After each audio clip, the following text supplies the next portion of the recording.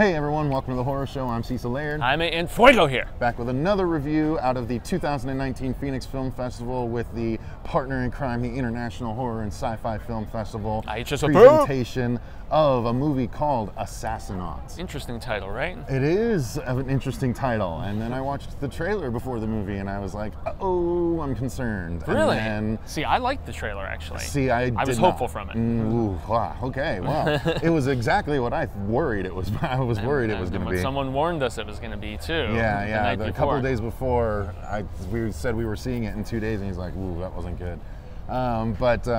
Film is subjective. So, yeah, exactly. So we had to give it a try, of course. So yeah, my overall thoughts were I was not a big fan. Fuego? Yeah, I wanted to like this movie. I did, honestly, especially with premise, especially with like some of the interaction between brother and sister at the beginning, especially with some of the stuff with the kids, especially with some of the gore when we finally got it.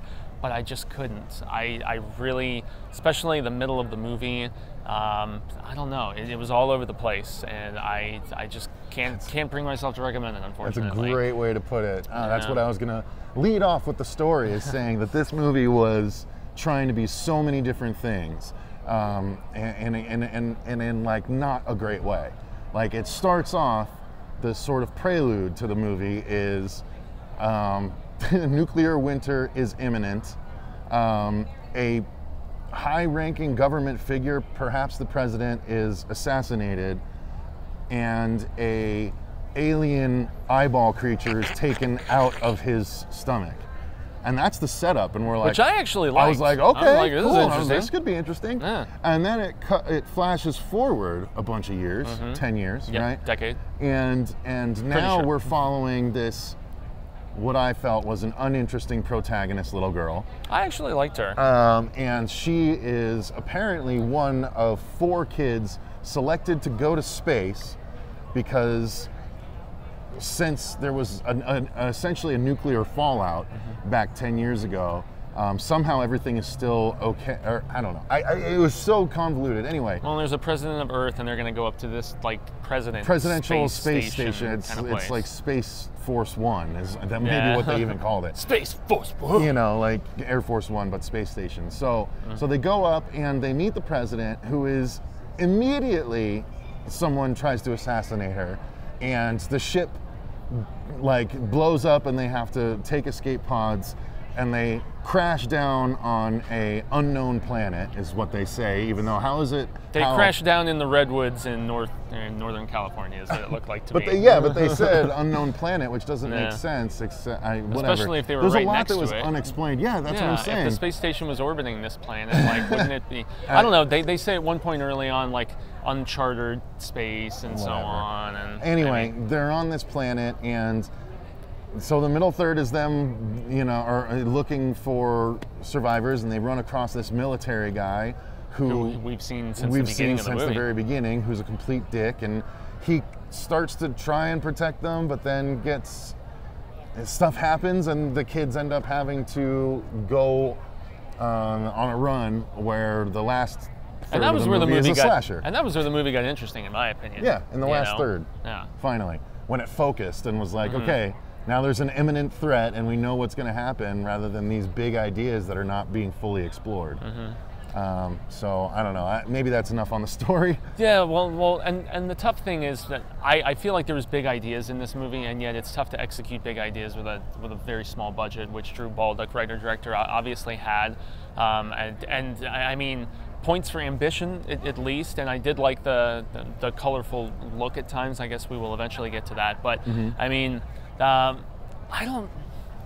don't know. I felt like there was an influence from like some of the 80s, you know, like homaging films like Turbo Kid that I love so much, especially with the synthy score we'll eventually get to and stuff like that. But as a whole, it just it couldn't execute on the stuff that I felt like it really wanted to, and it's only like 70 minutes anyway. So, but yeah, so just lessened time, you know, for length, and that obviously correlates with budget, presumably, and all these other things that it didn't allow us to care as much about certain characters and get all of these ideas developed like they could have. Yeah. So, yeah. And the acting didn't do it for me. I didn't like pretty much anyone, honestly. I thought one of the kids, the blonde girl, was okay. Yeah. The overexcited brunette was overdoing it. The apathetic boy was overdoing They gave it. him some lines, man, where he was just being a little dickhead. It was so stupid. I couldn't get on board for the acting very much yeah, either. Yeah, So. it was too it was either too overly dramatic at times, and then worse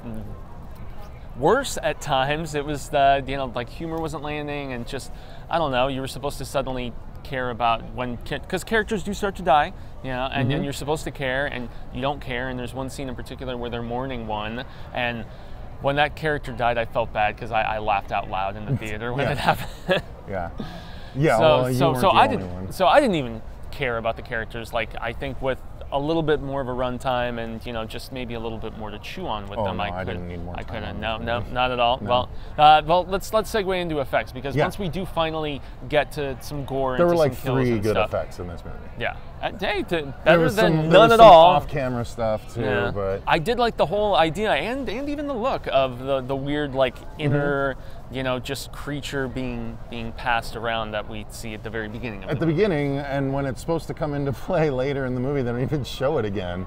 It's like they only had it for that one day of production, and I'm like, what the hell, guys? Well, it was weird though, because like an idea of that, like the whole eye in the chest, was even in that girl's dream at the beginning. I know. Yeah. But there was one good I like the effect crawl where, through the cave. Yeah, I that's thought what that was was gonna really talk cool. about, yeah. Without ruining it, there's a really good effect on someone that has been affected by something without spoiling anything. But it was done really well. That was cool. But again, just so few moments that it just couldn't save this movie for me.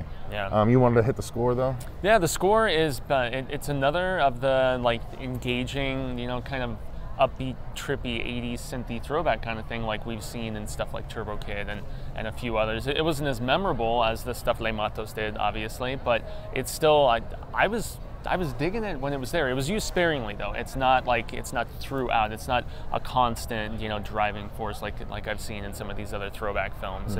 And yet with the colors and the design of the film, from their spacesuits to, various other things, I do feel like it was drawing inspiration from that era. Just, once again, not successful the way I had hoped that it could be in the execution. So no, it's just the execution. We do find out who the Assassinaut is, though, and I was wondering about that character the whole time.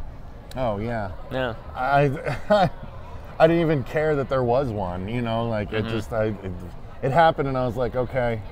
It's just that I was that checked out at that point, unfortunately. Yeah. But that's okay. Not every movie's going to be for me. Maybe this movie will be for you. I don't want to say it's terrible. Yeah. It just wasn't for me. Yeah, it's a low-budget science fiction horror melding. So if you like that, watch the trailer. If the trailer tickles your fancy at all, as we like to say on here, hey, it's only like 70 minutes of your life, and it does have only 70 minutes. Yeah, it's like an hour and 10 minutes, hour and 15, something like that. Jesus, God, it felt longer. Anyway. It's under 80. Yeah. But. All right, well, that's going to do it. Thank you once again to Monty from the International Horror and Sci-Fi Film Festival. Thank you to Patrick from Allied. Thank you to Jason from the Phoenix Film Festival for letting us come and cover it once again. Thank you guys for watching. Until next time, I've been Cecil Laird. Gracias, Jaime and Fuego. And remember, stay scared.